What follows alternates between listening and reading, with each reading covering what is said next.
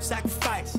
It's your boy Crypto Blood, and welcome to another Kicking It session. And this is take 2. I was not recording the first time. I've got my man Bitcoin Ben on the show today, people. We're going to talk about this controversial video that I found over the weekend, courtesy of Bitcoin Zay.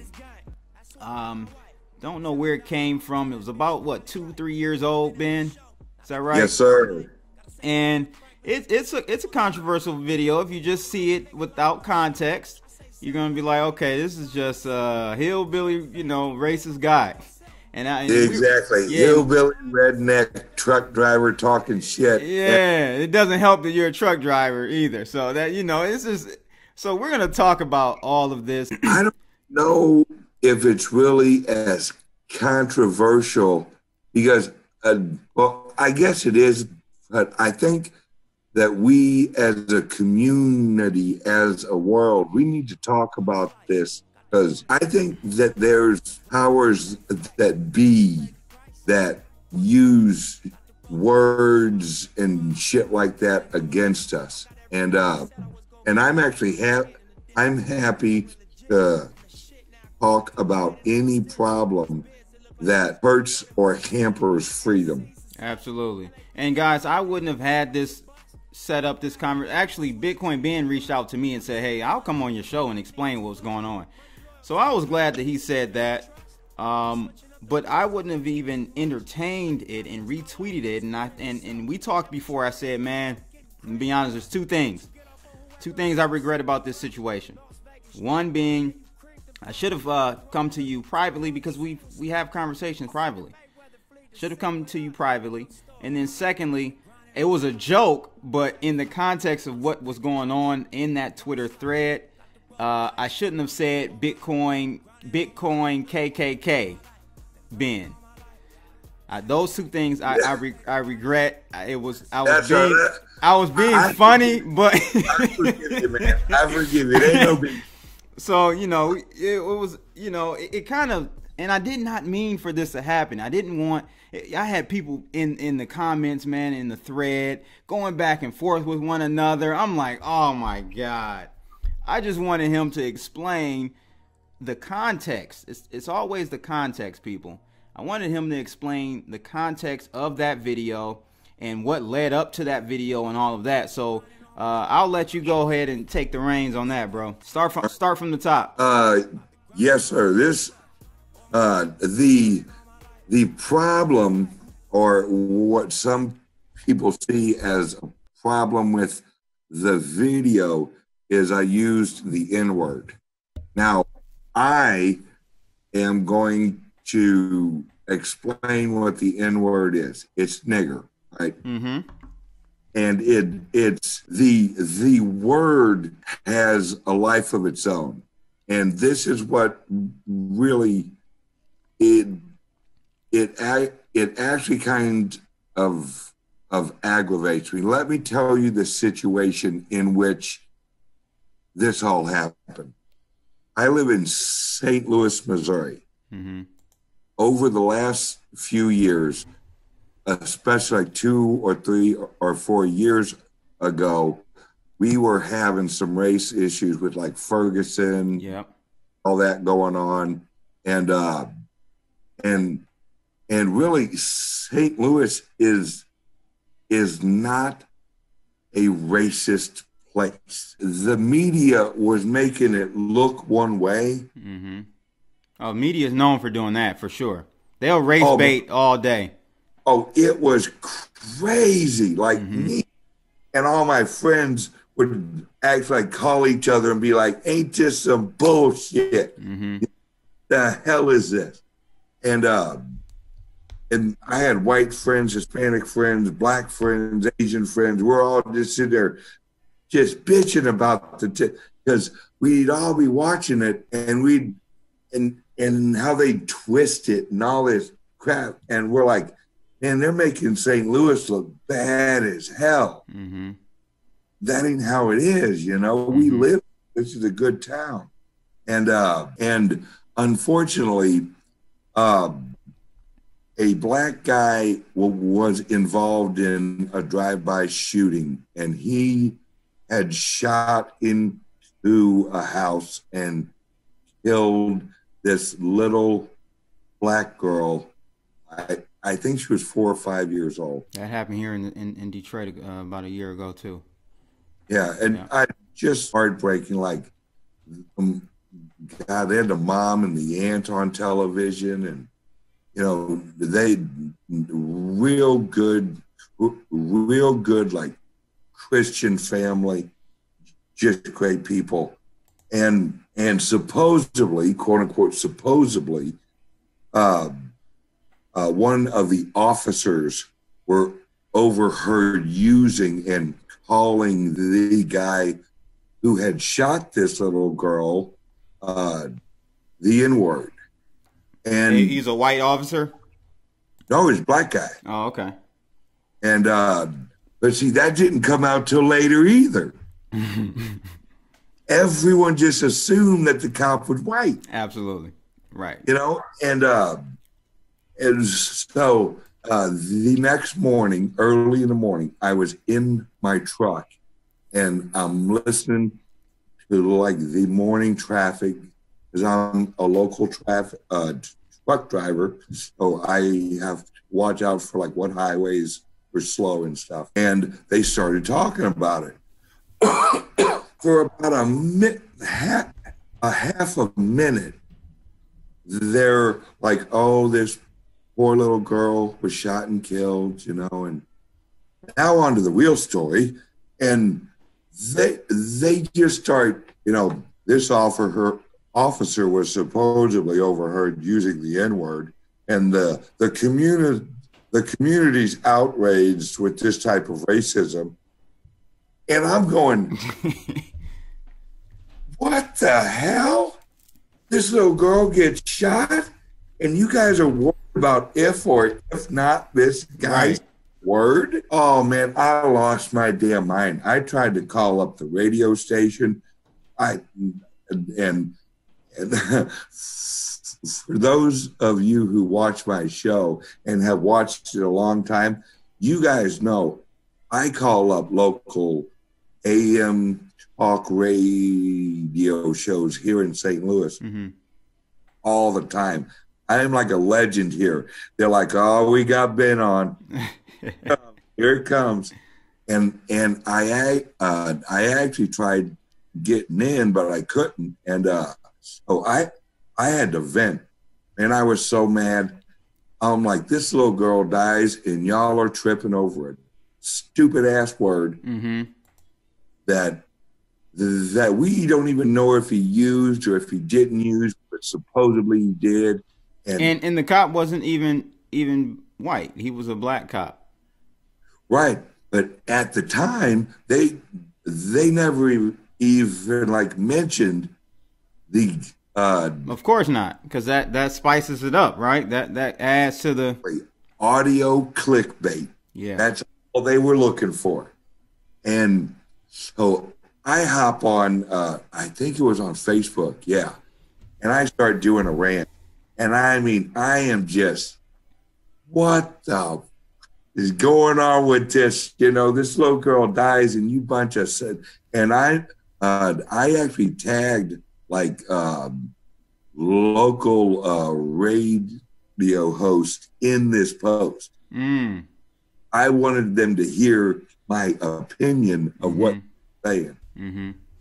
And I just, man, I went off and I said,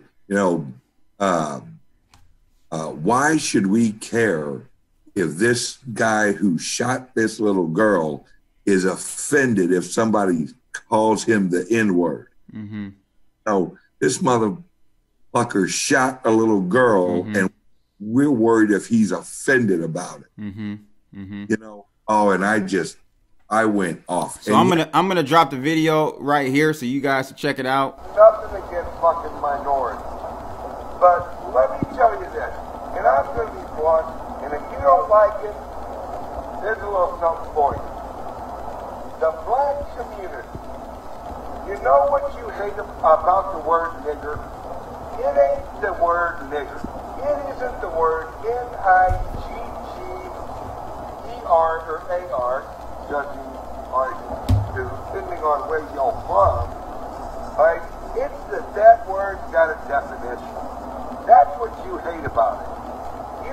word nigger because it has a definition. Because there are people out there that fit that label. And if you're a Hoosier and you don't like that word, odds are you're a fucking Hoosier. Alright? And if you're a loser, you probably don't like that word. Because you're probably a fucking loser.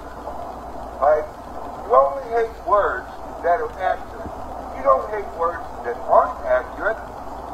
So, the black community, if you don't want people calling you niggers, don't act like a fucking nigger. It's only a minute and 20 seconds. So one thing I do want to point out is that Bitcoin Ben does make a disclaimer at the beginning of this clip that he has nothing against minorities. So I don't know if you guys caught that, but check it out. Nothing against fucking minorities. So let's get back to Bitcoin Ben. But yeah, you can go ahead and keep going. Whenever you actually put out the tweet, I which was kind of funny because I had to go, okay, which one did he see? Because there's actually like 2 or 3 of them out there. One of them has like rap music behind me. Oh, so someone doctored it up and made it a rap song? Yeah. Oh, that's hilarious. Oh, now see, that one was actually pretty funny. Yeah. I have to admit, that one was pretty funny. No, I actually laughed at the one that you did, but the thing is, that's because I have a different perspective on that word and giving it power and not giving it power. Like I don't give it any power, and I wasn't offended. People probably thought that I was offended because a white man was using the word nigger or nigga. That was not the case. I didn't, because the clip was so cut. I couldn't get the full. Couldn't get the full context of everything. So I'm like, yo, Bitcoin Ben, I need you to explain what the hell is going on here, bro. Like, cause you know, at the beginning they cut it, so they start the video so that you're giving the middle finger, right? And then and so it was just a lot. I was like unsure, and I didn't need, but I wanted answers about. And because again, ladies and gents, I know Bitcoin Ben. And this is the only reason I even retweeted it, because I was kind of disappointed and confused about what was going on here. And so, yeah, that's kind of my stance on it. Is not that he used the word, because my whole thing, and I told Bitcoin Ben this earlier, I use nigga to other black people. It's a hip hop, inner city, urban thing. That's how I grew up. I'm not gonna be on live, doing a speech and using it. Like there's context, right? When you use it, when you don't use it, and come on, people, we all know that. With hip hop, it's so pervasive nowadays. You've got all skin colors listening to hip hop and rap and all that. And we know these kids use the word. If they're not using it around their friends, they're using the word. So let's not be stupid here. We all understand that. We should at least.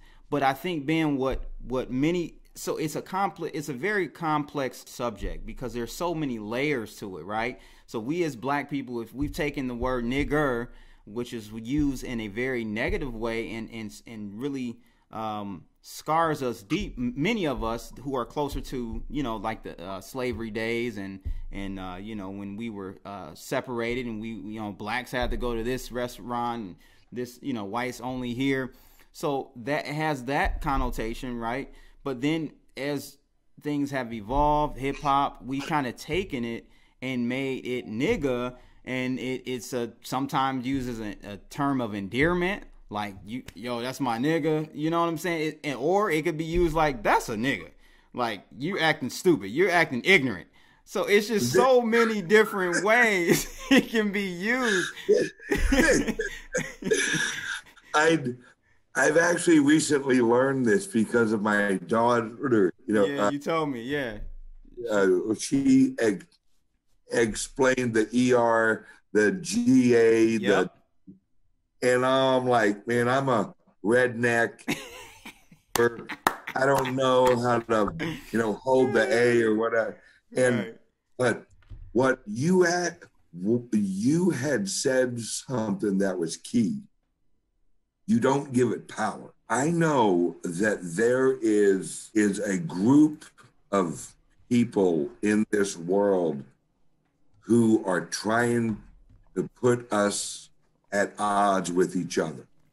You know, whites against blacks, blacks against Asians, Asians against whoever else. I don't know. But and what they've done is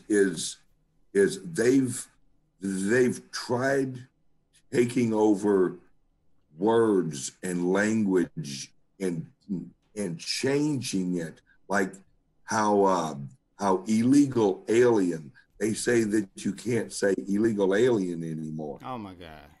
That you have to call them a migrant. And it's like, wait, no, they're not migrants. They're here illegally, you know. Right. And I got no problem with it. Immigration. Let's just kind of fill out some paperwork first. Correct. I agree. You actually come on in. But that's what they do, is they actually tell you, well, you can't say this because it's offensive. And what I've always said is, if somebody tells you they're offended, ask them to prove it. Prove to me that you're offended. And what do you mean by that? Well, it's because whenever somebody tells you they're offended, Mm-hmm. what that means is they don't want you to say what you just said. Well, freedom of speech, that's not how that works. Mm-hmm. You know, you can't actually tell another person that they can't use a word, because then whether you like the word or you don't like the word, I want everybody to be able to say every word that they want to say. Right. You know, because, you know, here's a perfect example. All right. I got a friend of mine named Chris. Mm-hmm. He's a black guy. Mm-hmm. And then I got another friend of mine named Andre. Mm-hmm. Mm-hmm. Chris don't give a shit if anybody uses the N-word. Mm-hmm. Couldn't give two fucks. Right. Andre, he says, man, I don't really like it. It kind of offends me. Right. I asked both of them at the same time. I said, oh, okay. So who's right? Is it you, Chris, or is it you, Andre? Which one should I worry about? You know what I say. Both are right, because it's all about your perception, and your perception is your reality. So that paints your reality, right? So, and that's the thing with, like, so let's take my parents' generation. Hang on. But if he's right and he's right, then who do I, you know, how should I worry about him, or should I worry about him? You know, the problem is you put people in a situation that they don't know what to say, because they don't know what words offend other people, you know? So if you walk up, and I've had this happen at a restaurant, walked up, ordered my food, looked at the young lady, or who I thought was a young lady. Mm-hmm. I said, thank you very much, ma'am. And she goes, I'm a guy. I'm a guy. And I look and I go, what? Because there were breasts. Right. And it caught me off guard. And I go, you're a guy? And she's like, yeah. And I go, all right, well, I'm sorry, but, you know, you have breasts. And then she goes, well, I identify as a guy. Mm. And I'm like, and you talk about just absolutely batshit confused. I was like, that's where we're headed. And that's exactly where we're headed in this country. And it's, I don't know. literally grabbed my food and I was like looking away going, all right, I don't even know what the hell that was. Mm-hmm.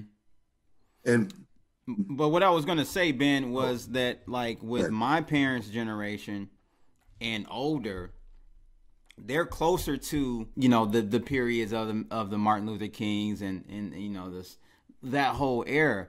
So it means something different to them. So if I were to show my mom that video, she would be like, this guy is crazy. Like he's you know what I'm saying? And if I show my grandma, oh my God, you know, you're KK, you might as well have a hood on and cut the circles out, you know.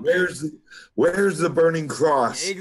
Right. So it depends on what generation, who you're talking to, and then even closer to my generation, some people feel offended by it, some people don't. I would say majority of people in my generation probably, you know, would have said that video was a little tasteless, but they're not like, you know, gonna go batshit crazy over it, right? So it just depends, man, and that's what I wanted to just kind of get the context from what you were talking about in that video, because it was an edited, chopped up version of it, because you said it was a 45-minute rant. Is that right? Yeah. Oh, I kept going, man, and they chose the perfect little clip. You know, they're like, all right, we're gonna get this right here, and we're gonna pluck it out of there, and we're gonna put it right there, and where if you just watch that, and I read the responses under your tweet, and they're like, he was so angry, you can feel the hate. Oh yeah, I'll admit it. I hated the son of a bitch that shot that little girl. Mm-hmm. Abso-plucking-lutely. Mm-hmm. And that's what we got to watch out for, you know, is, and like you said, you know, I wish you would have reached out kind of on the side and, hey, Ben, man, what's going on with this bullshit? Mm-hmm. But I'm okay that you didn't either, because, you know, we need to talk about this as a community. Yeah, it needs to be an open dialogue for sure. Absolutely. Right. We can't be afraid to talk to each other about words. It's if we can't talk to each other about words, then we might as well roll this all up, because we're done. My thing is, man, you know, as a black man, there are so many other issues as far as racial profiling and stuff that we do deal with on a daily basis, that the N-word is the least of my worries. You get what I'm saying? Like, so I understand there are more important issues that this community needs to deal with, and it has to start within. As far as when I say within the black community, you know, one of our great artists, Nipsey Hussle, just was shot down last weekend, but not by, and of course, first thing, it was a white guy, or it was a government agent, that Dr. Sabi, this and that and all that. But at the end of the day, it comes out that he was shot down by a person that looks just like him. You know what I'm saying? And so it's a lot that we have to work on internally, and it's good to have an open dialogue about it externally with our counterparts. So I'm glad that you were able to come on, and we can kind of discuss this and continue to have this conversation. You know, you guys let me know, like, do you feel like what Ben said was appropriate now that you know the context? Before we even did the video, I talked to him, and he kind of explained what was going on, and I understand, and I'm behind him as far as why he did it. The thing is, should he have done it? Probably not, because of how the internet is. You know, they take stuff, they split it up, and they make it whatever they want to fit the narrative. But at the end of the day, I don't think Ben has a racist heart, not one bone in him. That's not at all what I get from him, and that's why I was so shocked that I heard that initially without understanding kind of the background of it. Yeah, I anyone who's watched my show, I say what I mean and I mean what I say. Good. I Good. I used that word on purpose Mm-hmm. because I wanted the people to understand who were watching it that, you know, we have a beautiful little girl who is dead. Mm-hmm. And we're sitting here arguing over a damn word, Mm-hmm. man. I mean, which is more important? Right. And because I have daughters, man. Same here. I got a little. And I'll tell you what, if something happened to one of my little girls, you know, and once again, if you watch my show, I get emotional. I cry on my show, Mm-hmm. and because I'm all, I also believe in God and Jesus Christ, and I wanted to, I just wanted to reach out and just slap the crap out of the media. Mm-hmm. You know, look. And I'll tell you another scenario where the media is pitting minorities against the majority, and that is with our president. You know, it's so much. I've been, you know, I've had these arguments with my own family because the narrative that's painted in the media is that he's a racist guy and he's this and he's that. And I'm like, no, you have to do your own research. Just look for yourself, do your own research, and you'll see he may be a narcissist, but he's not a racist, in my opinion. You know, he loves the hell out of himself. He loves himself to the fullest. Orange Man loves himself. That's what I call him, Orange Man. Orange Man loves himself. So you know, he's not perfect by far, but you know, it's just it's so easy to just throw that racist label on things, on people, and cause a divide. As I raised my kids and explaining like whites and blacks and Asians, hey daddy, why do they look a little different than we do? You know, and then as they got older, how I explained the idea of racism was like this. All of us got a car. We're driving around. We're driving on highways and side roads. The idea of racism is you're driving down the road, somebody hits your car, and then you get out of your car and you yell at the color of their car. Mm. That makes no sense. Mm-hmm. It's the driver. It's the character of the person driving the car. It ain't. That's a good analogy. That's a good analogy. You know, never heard that one. And that's because I actually made that up with my daughter today because and she could really understand. I can honestly say, in my whole life, I've probably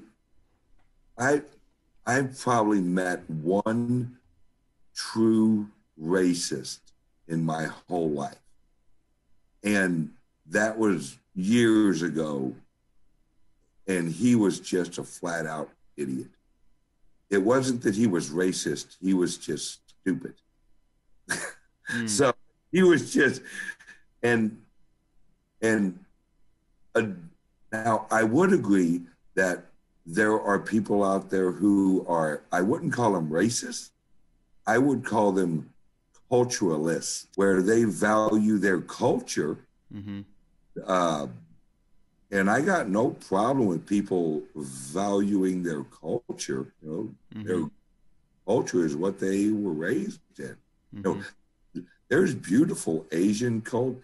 Africa, and you want to talk about some beautiful culture. You're going to Africa, correct?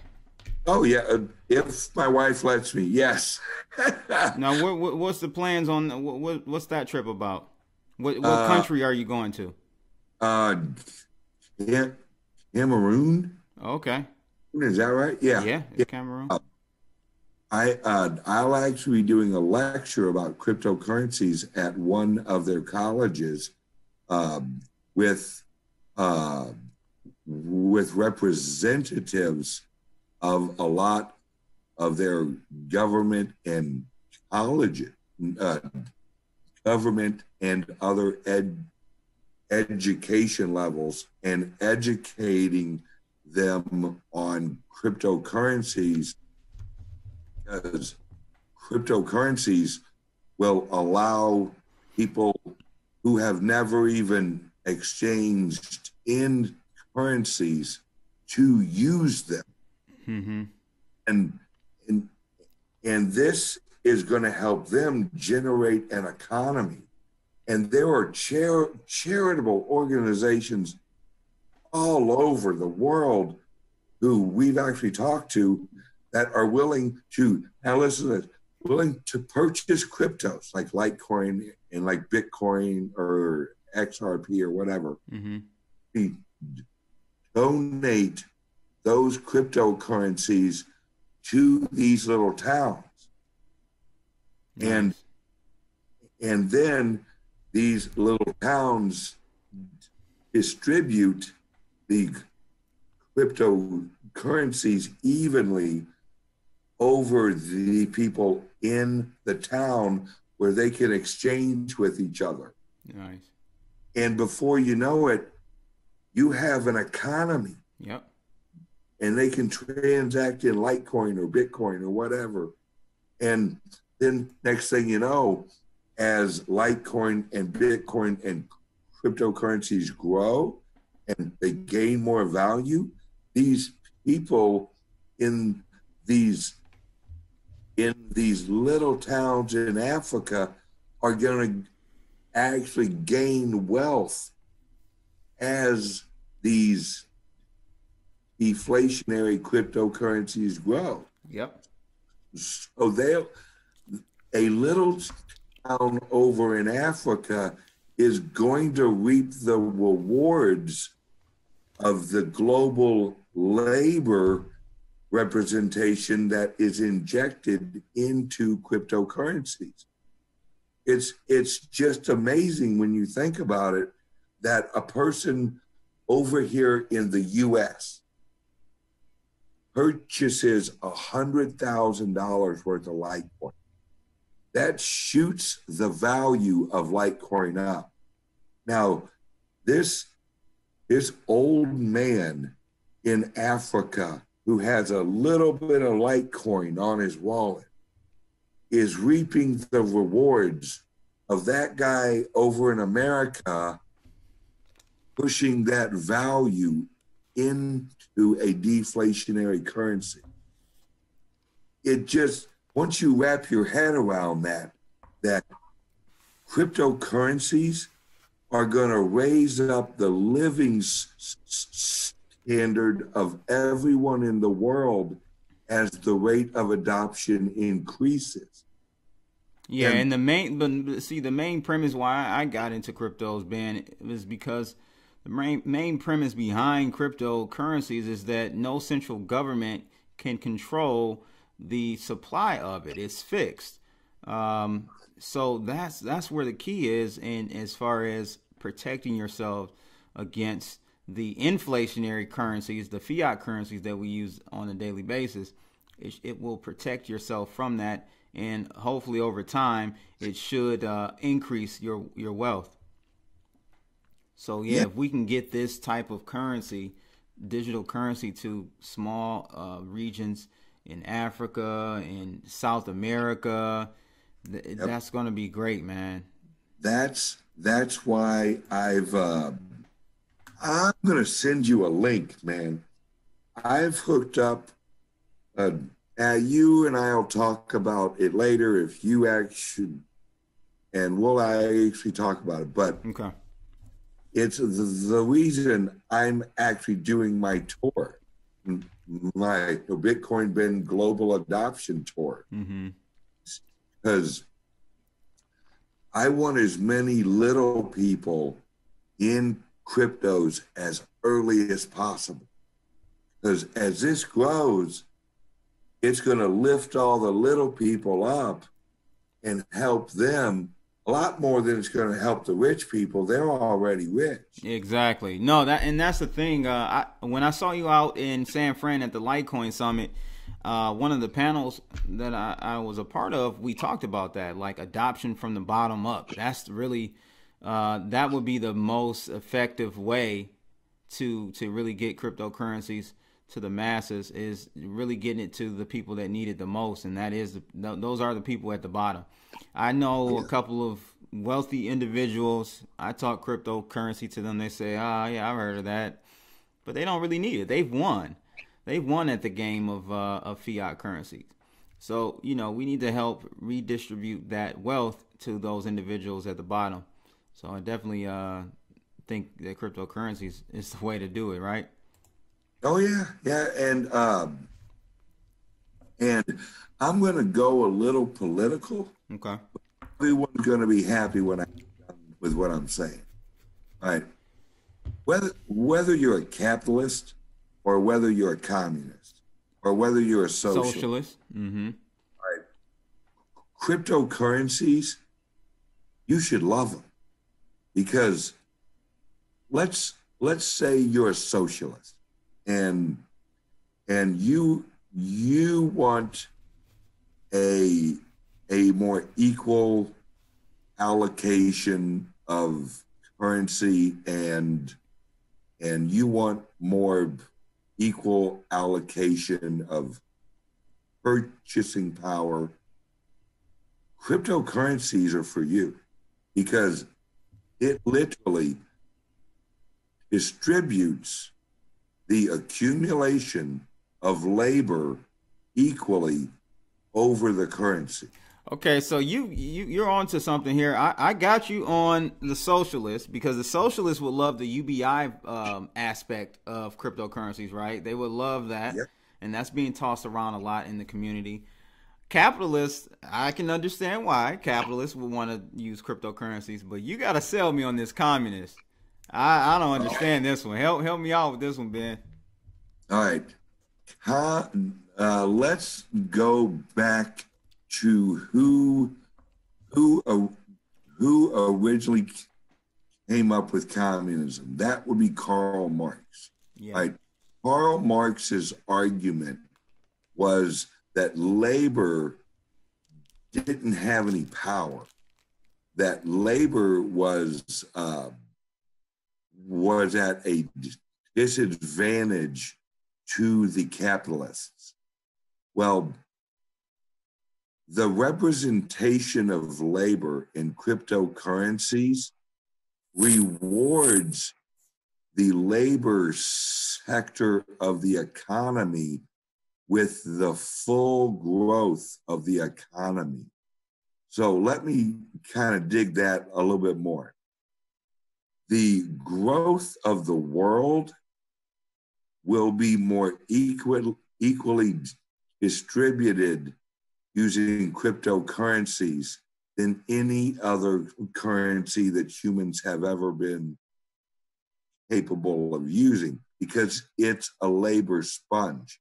That's what Bitcoin is. It's a labor sponge. Whatever, if you use US dollar or you use euro or you use whatever currency, all of those fiat inflationary currencies are just representations of labor value. You work an hour, you're paid this much currency. Well, when you have a deflationary global digital instant transaction deflationary currency like Bitcoin, the only thing that it does is eat other currencies. That's what Bitcoin does. It eats other currencies. Yeah, it's a fiat black hole. Right. That's what I attribute it to. Yes, and that's why the Federal Reserve is so afraid of it, because the only weapon that the Federal Reserve has is the only weapon they can't use against Bitcoin. To print more money. Right. They print more money than Bitcoin just sucks eats it up. Yeah. Okay. Here's a question I've always wanted to ask someone who's very into the crypto community and stuff. So I heard you say that the government hates and fears Bitcoin. Well, if they hate it and fear it so much, I'm just playing devil's advocate here. If they hate it so much, why haven't they just completely banned it? Why haven't they gone after it aggressively? Why have they allowed futures and ETFs and those types of financial mechanisms? Why have they allowed those to come to the forefront?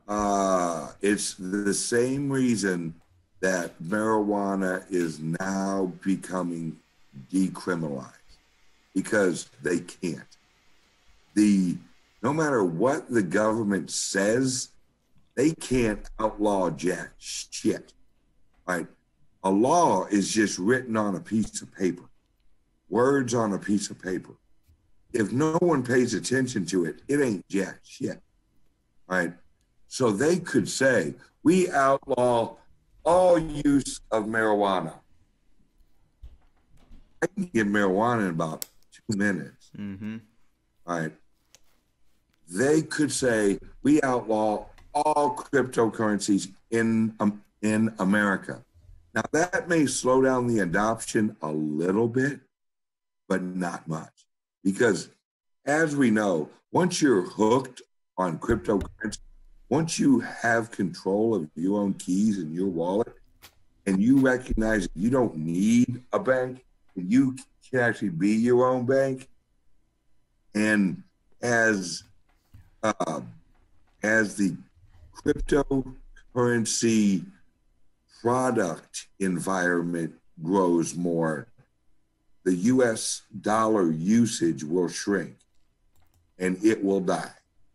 Because as you and I, like when I go shopping, if I have a choice of a place that accepts Litecoin or actual Bitcoin, I'll use it. Because I want to reward that business for helping with adoption. And as more and more places do that, the cryptocurrencies are the red pill that what happens when you take it is that your hands actually get filled with more red pills. And you want to start handing out more red pills as soon as you're red pilled with cryptocurrency. And that it's just natural. When you have an economy that is actually based on an inflationary fiat currency, any deflationary currency that is introduced into that environment will always win. Always. Yeah, that's kind of why gold always won in all the instances where fiat currencies would die. Essentially, gold would just come back into the system. They would repeg everything to gold and start the cycle over again. Because gold is a deflationary type of money. Now think of this. We now have a digitally represented asset currency that has the same economic deflationary structure as gold. I say better. Oh, hang on, I'm not done. All right. As gold that you can transmit in less than a second. So if you had a flake of gold that you could shoot across the world in a second, you could use gold as a global currency. But we don't have that. But what we do have is we have a mineable and other mineable cryptocurrencies that we can transact in digitally over the globe that are deflationary. Prior to crypto, man, actually, let me ask this question first. Who actually introduced you to cryptocurrencies? I never got a chance to ask you. actually talk radio. When Really? truck drivers listen to talk radio like crazy, and Tell me that story. I think I was in Iowa, and I had just left. I think like a Walmart or something. I don't remember exactly like where I was going, but I was listening to the radio, and I heard a show, and they were talking about Bitcoin, and I started listening, and I'm like, oh, okay, yeah, that's interesting, internet money, woo, and then I started listening some more. Then I'm like, wait a second, hold up, let me look into this some more. Mm-hmm. Then I buy some. I could not figure out how to buy some, so I didn't actually buy cryptocurrencies until like 2 or 3 years ago. Okay. Because no, it was very hard, man. Oh yeah, it was very hard. Like stocks or yeah, whatever. I had to buy it through a bill pay. Like I would go to MoneyGram, like a CVS. I don't know if you have CVS out there, but you'll go there and Bit Instant, Charlie Shrim's old company. You would pay a bill, and then they would credit your Mt. Gox account, and then you could buy Bitcoin. But it was pretty much like one way in, no way out. Honestly, at that point. Yeah, you're stuck as a mug. You're kind of stuck in there, right? So you got to go buy some alpaca socks or buy a pizza or something, But those are interesting days, man. But, what I really wanted to know, and the question I was going to ask was, were you a PM guy? It sounded like you probably were prior to crypto. A precious metals guy? Were you a precious metals guy? I was. And I am. I hold silver. I hold a little bit of gold, but okay. I hold more silver than I hold gold, and I'm accumulating as much cryptocurrency as I can. And I'm not a trader. I don't trade cryptocurrencies. I'm a hodler, and I'm how I look at like my portfolio is I'm not looking for a price. I'm looking for, all right, me and my wife are probably going to retire in about 4 years, and I'll just keep accumulating till I retire. And so I don't really watch prices or nothing. I encourage people, Ben, to get involved in the community by earning Bitcoin. Right? Absolutely. Or cryptocurrencies. That's what you should be doing. That's the app I'm gonna send you, man. Okay. At my world record cryptocurrency. Let's talk about that next. Yeah. I actually met several companies, or I have met several CEOs and influential people in cryptocurrencies and they brought their projects down to the actual meetup. And I'm doing a video on my channel on Friday, and I'm introducing people to a platform called Life Info app. Okay. And actually, there's a link on my Twitter if y'all want to go check it out. But this app they're going to pay you to go out and introduce people to cryptocurrency with this app. Oh, wow. And I'm not talking with their own special coin or not. Right. Well, they pay you in Litecoin and Bitcoin and like Ethereum. Good. So you talk about some crazy ass stuff. I'll send you the app. I'll let you know, or I'll send you the app, Crypto Blood, and decide if you want to introduce it to your community. Yeah, I'll do that. Definitely, definitely. Let's do that. And that sounds interesting, man. Yeah, that's good, man. I'm glad you came on. Tell us before you leave, man. I know we're running about an hour now. How did that crypto meetup go down in Texas, man? Oh man, it was amazing. We had I don't know the exact number, but I'm thinking between 800, 900 people. Get out of here. Oh, dude, check out Twitter. Just like follow on everyone who mentions me. Like, however you track that. Okay.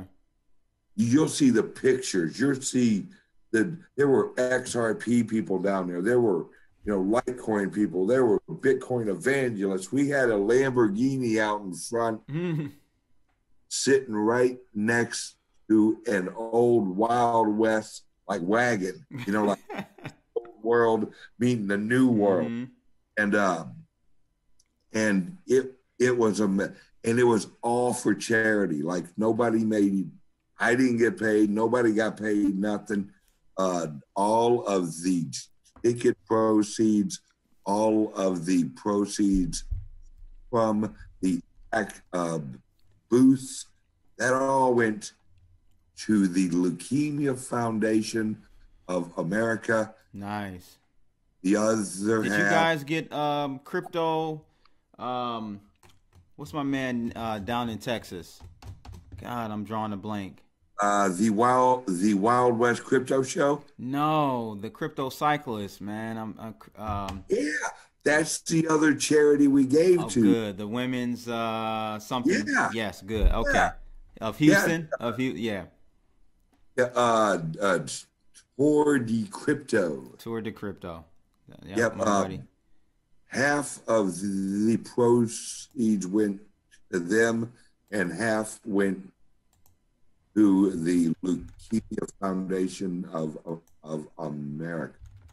Awesome, man. That's great. And I want to say that we raised, I think, like 12 grand or something like that. That's great, man. Yeah, Tour de Crypto. That's who I was thinking of.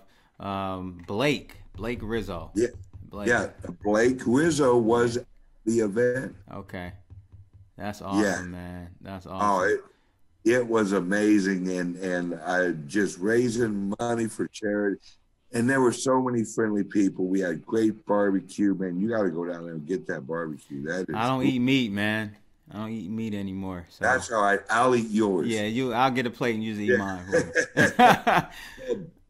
We are actually doing it again next year. I'll be there. No, yeah. I'll be there. Is it going to be in Texas again? Yes, sir. Oh, okay. Yes. I'll be there. Absolutely. I'll be there. Well, again, man, Bitcoin Ben, I'm so glad, the universe works in its however way it does for us to come together and chat. And I'm glad you came on, man. I saw some people online talking about this was FUD and I was trying to spread. No, not at all. This was not. It was just a shock to me, guys, that this, I had never even seen this video. Evidently it had been circulating for a while, but I just found out about it. And I think, I think we've cleared it up. At least for me, it has. Some people are still going to be, some people you just can't satisfy. It doesn't matter, no matter what you do. So they're going to have their opinions. But definitely, I don't think you have a racist bone in your body, bro. So, again, I appreciate you coming on, Bitcoin Ben. I'll have to have you on again in the near future. Give me an update. Absolutely. Where are you traveling next, man? I know you're traveling all over. Next, I am going to Australia. Wow. I'm heading to Melbourne, Australia. Okay. Like next month. Nice. Then from there, I go to New Jersey, and then I go to Ireland. So it's. When you gonna be up in the D, man, in Detroit? You ever come through here? Oh, hey, let's set up a meetup, man. Let's do that. I'll do it. I could drive there. Yeah, you could absolutely. What's about 8 hours? Nothing for you, right? Yeah. Yeah, hell, I'll be there in no time. Yeah. All right, people. Once again, thanks for tuning in to this Kicking It session with Bitcoin Ben. I'm glad we linked up, man. I am too. I'll talk to you guys later. Make sure you guys like, share, and subscribe. We out of here, people. Holla. Bye-bye.